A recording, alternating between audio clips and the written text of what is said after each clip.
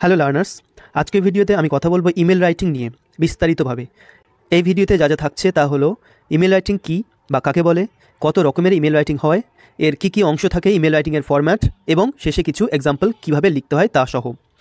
ভিডিওটি শুরু করার আগে একটা রিকোয়েস্ট, একটা কন্টেন্ট বানাতে যথেষ্ট রিসার্চ করতে হয়।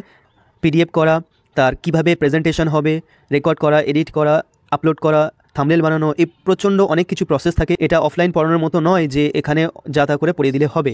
তো তোমাদের জন্য কন্টেন্ট বানানোর জন্য যথেষ্ট এফোর্ট লাগে, তাই রিকোয়েস্ট করব শুধুমাত্র সাবস্ক্রাইব করো। তোমরা অনেকেই দেখছো কিন্তু সাবস্ক্রাইবের সংখ্যাটা অনেক কম, তাই এটা একটা রিকোয়েস্ট, এটুকুই শুধু প্রাপ্য তোমাদের থেকে।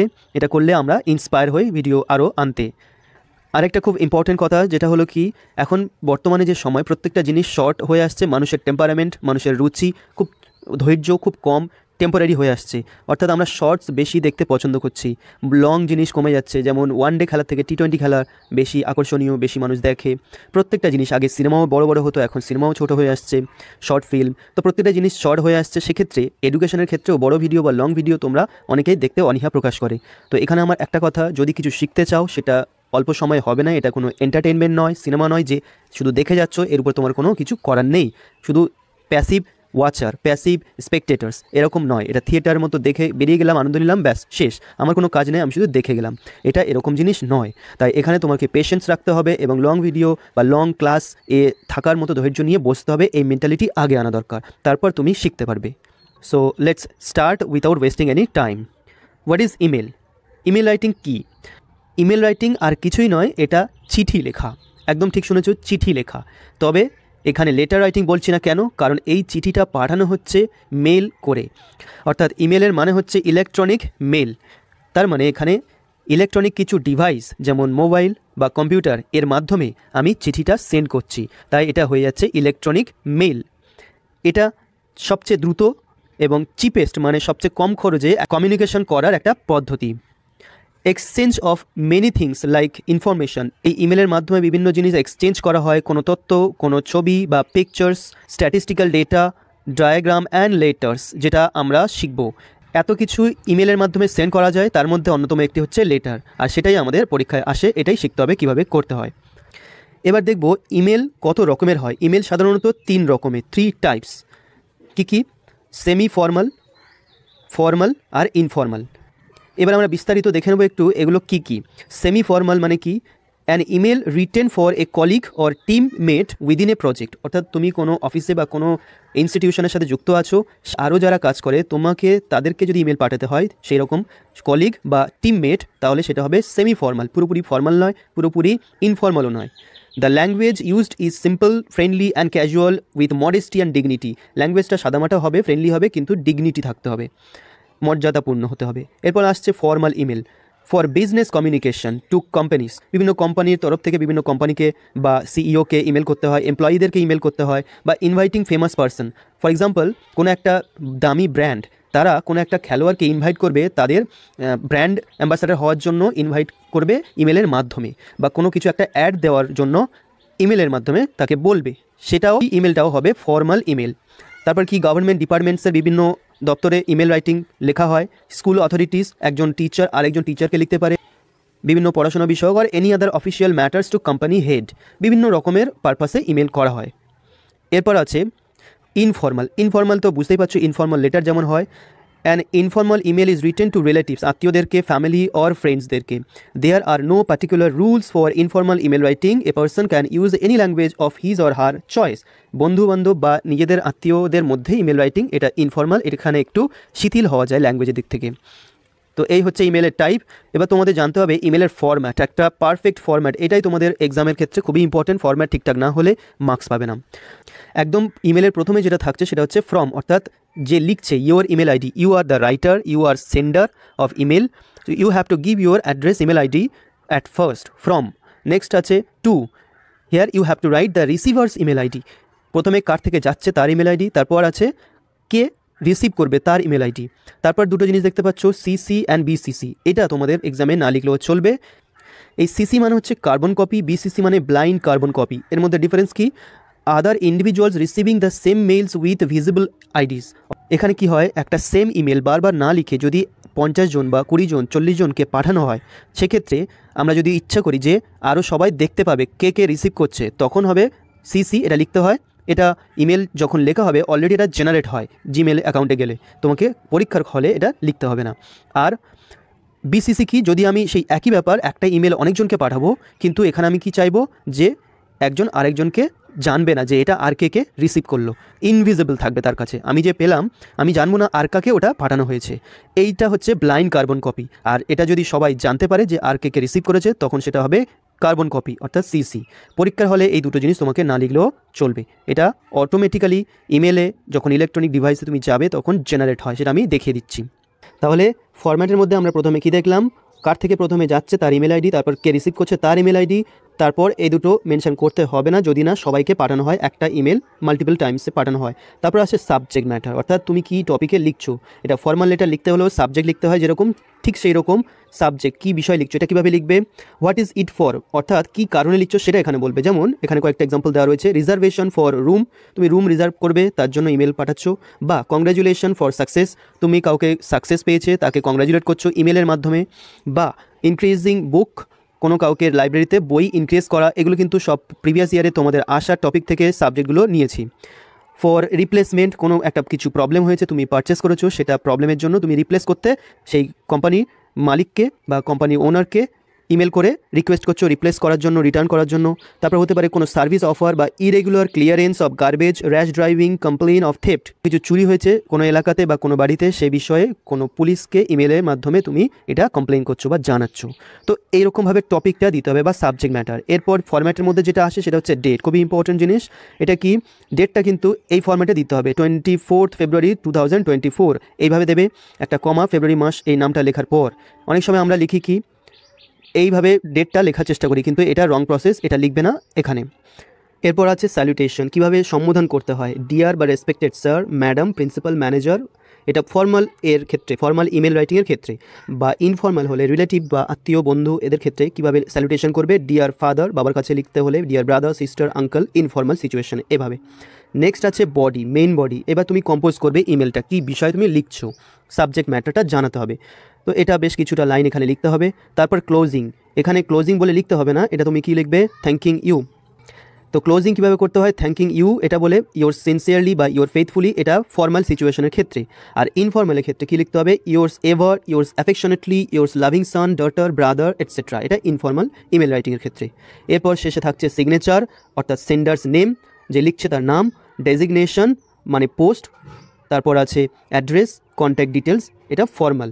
এক্ষেত্রে একটা জিনিস দেখবে এখানে স্টার রয়েছে কেন, অনেক সময় অনেক রেপিউটেড পার্সন হলে কোনো বড় পোস্টে রয়েছে, সেক্ষেত্রে এখানে নামটা না লিখলেও চলবে, তার ডেজিগনেশনটা শুধু লিখলেই হবে।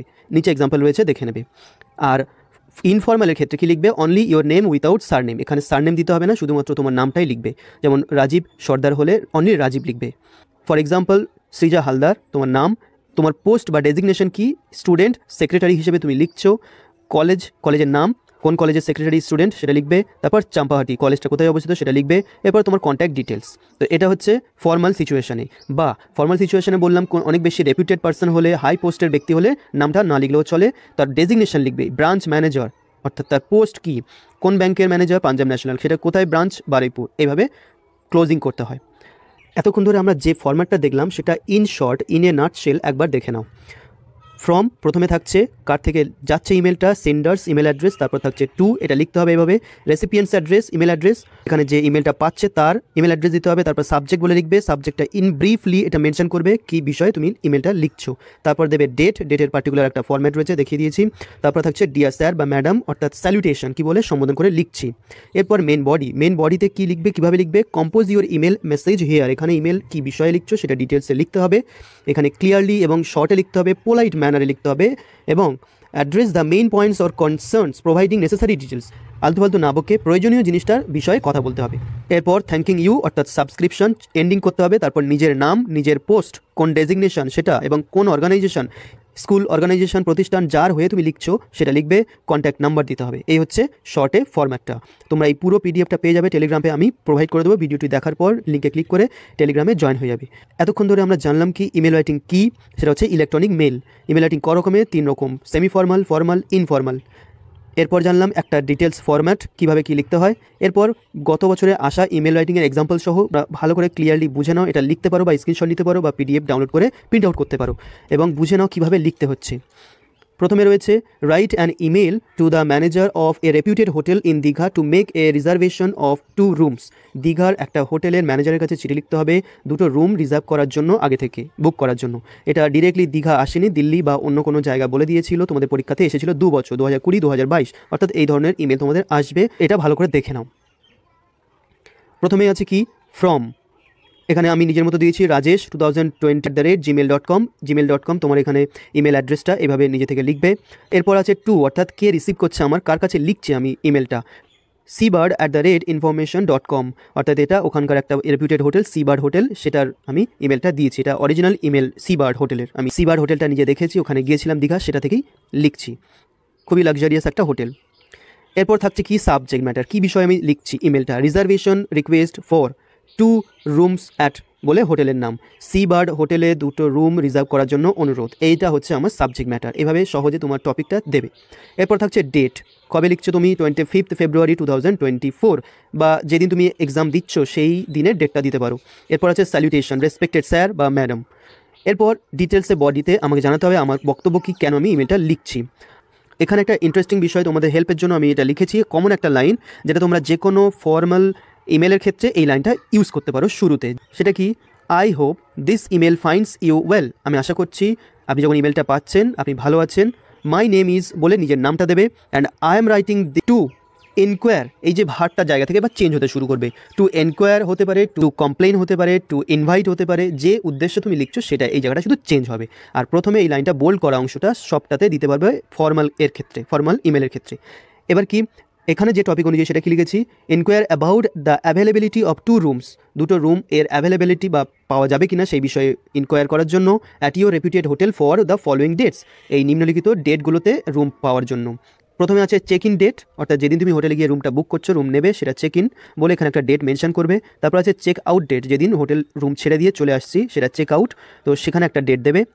এই ডেটের মধ্যে রুমটা অ্যাভেলেবেল আছে কিনা সেটা আমি জানতে চাইছি, সেটা আমাকে জানান, এই বিষয়ে আমি লিখছি। এরপর কি বলবে, we are planning a brief description of the purpose of trip, তুমি কোন কারণে ওখানে রুম নিচ্ছ সেটা এখানে ছোট্ট করে বলবে। তো এখানে এক্সাম্পল সহ দেওয়া রয়েছে কি, ফর বিজনেস ট্রিপ বা ফ্যামিলি ভ্যাকেশন, তুমি পরিবার নিয়ে বেড়াতে যাচ্ছ বা বিজনেসের কোনো ট্রিপ হতে পারে, সে বিষয়ে আমি একটা রুম নেব। ফর 4 পিপল, এখানে আরও বেশি মানুষ হলে সেটা লিখবে। and are interested in booking accommodations at your hotel for its excellent reputation and convenient location, ভালো অবস্থান, কনভিনিয়েন্ট লোকেশন, হোটেলটা এমন পজিশনে রয়েছে এবং ভালো রেপুটেশন বা খ্যাতি রয়েছে, রেটিং ভালো রয়েছে, এইটা দেখে আপনার হোটেলে থাকার জন্য সিদ্ধান্ত নিয়েছি ফ্যামিলি ট্রিপ বা বিজনেস ট্রিপের জন্য। এটা ছোট করে আমি আমার পারপাসটা বলে দিলাম। তারপরে কি, please let us know the following, দয়া করে এই নিম্নলিখিত বিষয়গুলো আমাকে জানান। এবার এই বিষয়টা তুমি দুরকমভাবে জানাতে পারো। If rooms are available on those days, ওই দিনগুলোতে রুম পাবো কিনা সেটা জানান। Cost for each room per day per room কত করে ভাড়া। আর কি, if there are any special packages or amenities available during our stay, আমাদের থাকার সময় কোনো স্পেশাল প্যাকেজ আছে কিনা, সুযোগ সুবিধা আছে কিনা সেটা আমাদেরকে জানান। এছাড়াও তোমরা এভাবেও লিখতে পারো, এটা অর দিয়ে লেখা আছে, অর্থাৎ যে কোনো একটা তোমরা লিখবে।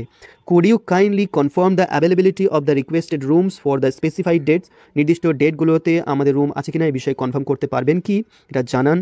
And also please provide information on the rates, অর্থাৎ রুম রেট কত করে চলছে সেটা জানান। And any booking procedures we need to follow, এবং বুক করার জন্য কী প্রসিডিওর, কী লাগবে, কত টাকা, এটা আমাদেরকে জানাতে পারবেন। এইটা তুমি এভাবে লিখতে পারো, বা উপরে যে 1 2 3 করে লিখেছি ABC করে সেটাতেও লিখতে পারো এভাবে। এরপর আছে কি, we look forward to your prompt response, আমরা আশা করে আছি আপনার দ্রুত রেসপন্স বা উত্তরের অপেক্ষায়। পুরো চিঠি হলো এটা, শুধু এটা ইমেল নাম দিয়েছে কেন, ইলেকট্রনিক মেলের মাধ্যমে পাঠানো হবে তাই। এরপর সাবস্ক্রিপশন থ্যাঙ্কিং ইউ বলে নিজের নাম দেবে। এটা ছিল একটা কমপ্লিট ইমেল, হোটেলে রুম বুক করার জন্য তুমি ম্যানেজারকে ইমেল পাঠাচ্ছ। Email number 2, write an email to the manager of a mobile company or showroom, কোনো মোবাইল কোম্পানি বা ম্যানেজারকে ইমেল লিখবে। For you have recently bought a mobile which is not functioning properly, ভালো করে কাজ করছে না মোবাইলটি। এ ধরনের ইমেল তোমাদের কোনো একটা প্রিভিয়াস ইয়ারে এসেছিল, তো সেটাই এখানে নিয়েছি। কীভাবে লিখতে হচ্ছে, একদম প্রথমে থাকছে সেন্ডার্স ইমেল আইডি, এখানে নিজেদের ইমেল আইডি দেবে। তারপর কার কাছে লিখছো তার ইমেল, samsungworld21@gmail.com, এখানে ইমাজিনারি একটা ইমেল আইডি দিয়ে দেবে। এরপর আছে সাবজেক্ট, কী বিষয়ে আমি লিখছি, request for replacement of damaged or defective mobile device, এই বিষয়ে তুমি ইমেলটা লিখছো, সাবজেক্টটা সুন্দরভাবে এইভাবে জানিয়ে দিতে হবে। এরপর আছে কি, ডেট 25 ফেব্রুয়ারি 2024, এরপর তুমি কার কাছে লিখছো স্যালুটেশন ডিয়ার, মোবাইল কোম্পানির নাম দেবে, কাস্টমার সার্ভিস টিম, বা এটা না লিখে লিখতে পারো রেসপেক্টেড স্যার। নেক্সট আছে বডি। বডিতে বলেছি যে এই বোল্ড করা অংশটা সব ফর্মাল ইমেলের ক্ষেত্রে লেখা যাবে। সেটা কি, I hope this email finds you well, তার মানে সোজাসাপটা I hope you are well when you have got my email. এরপর লিখবে আই এম রাইটিং টু, এই ভার্বটা চেঞ্জ হতে পারে টপিক ওয়াইজ, যেমন এখানে টু রিপোর্ট বা টু কমপ্লেন, এইভাবে। An issue with my mobile device and request replacement under warranty, warranty আছে এবং মোবাইলটার একটা প্রবলেম হয়েছে এই বিষয়ে লিখছি এবং এটাকে রিপ্লেস করার জন্য রিকোয়েস্ট করছি, এই দুটো বিষয়ে লিখছি। এরপর ডিটেলসে প্রবলেমটা বলতে হবে। এই বডির মধ্যে আবার 3টে ভাগ থাকে। ফর্মাল লেটার লিখতে গেলে যেমন 3টে প্যারাগ্রাফে লিখতে হয়, প্রথম প্যারাগ্রাফে থাকে কেন লিখছো তুমি, সেটা ছোটো করে কারণটা প্রথমে বলে দেবে, তারপর ডিটেলসে প্রবলেমটা বলবে, তারপর সলিউশন কী চাও সেটা থার্ড প্যারাগ্রাফে হয়। এখানেও ঠিক তাই, তো প্রথমে আমি কেন লিখছি সেটা বলে দিলাম, তারপর প্রবলেমটা একটু বলতে হবে এবং থার্ড প্যারাগ্রাফে সলিউশন কী চাই সেটা। তো প্রবলেমটা ডিটেলস কী আছে, I recently purchased A mobile বলে মোবাইলের মডেল বা নাম দিয়ে দেবে। একটা সম্প্রতিকাল একটা মোবাইল কিনেছি, পারচেস মানে কিনেছি, ফ্রম ইয়োর কোম্পানি বা ফ্রম ইয়োর শোরুম এটা লিখবে। অ্যান্ড আনফর্চুনেটলি, দুর্ভাগ্যবশত, after just a week, just এক সপ্তাহ পরে, ইট ডেভেলপড মেনি প্রবলেমস, অনেক সমস্যা তৈরি হয়েছে, লাইক সাউন্ড ইস্যুস, মোবাইলের সাউন্ডের প্রবলেম হচ্ছে, ডিসপ্লে ডার্কেনিং, ডিসপ্লে অন্ধকার হয়ে যাচ্ছে, I am unable to use it, আমি এটা ব্যবহার করতে পারছি না। এইভাবে সমস্যাটা বললে মোবাইল ডিভাইসের যেটা প্রবলেম হয়েছে। I kindly request a replacement to be provided at your earliest convenience, যত দ্রুত সম্ভব আমাকে এটা রিপ্লেস করে দিতে হবে, যেহেতু ওয়ারেন্টি রয়েছে আমি এটা আপনাকে অনুরোধ করছি। I have attached proof of purchase, আমি যে কিনেছি তার প্রুফ অর্থাৎ বিল, ডেট লেখা থাকতে হবে প্রমাণসহ, তাতে কত টাকা সমস্ত কিছু যে কিনেছি যে প্রুফটা রয়েছে কাগজপত্র সেটা আমি অ্যাটাচ করছি এর সাথে। বলে এখানে কি images documenting the damage of your reference, এবং এখানে কি দিচ্ছি ইমেজ পাঠাচ্ছি, ইমেজ দিচ্ছি ফোনটার কী কী প্রবলেম হচ্ছে সেটা ছবি তুলে এর সাথে অ্যাটাচ করছি। এরপর থার্ড প্যারাগ্রাফ, মাঝখানে প্যারাগ্রাফে আমরা প্রবলেমটা নিয়ে বললাম, এবার সলিউশন আমি কি চাই সেটা।